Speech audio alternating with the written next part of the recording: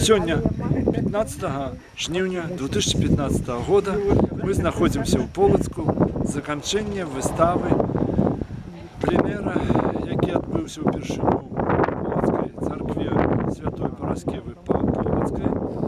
І гэты пленэр прысвечаны полацкім уніяцкім святыням, самому гораду Полацку, гісторыі Полацка.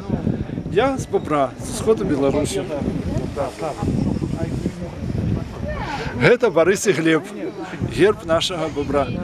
Я вельмі сёння шчаслівы бачыць тут ухожаны участак такі, цудоўную царкву. Я быў тут 20 год назад, калі тут былі студыты і калі тут быў манастыр. Я рады, што тут чуецца беларуская малітва. У старадаўнім горадзе Полацку мы молимся по-беларуску. Это самое галоўнае. А все картины, все, что мы намалявалі, гэта просто додаток, маленький духовный додаток до истории этой уже церкви Параскевы Полацкой у микрорайоне Коровники города Полацка.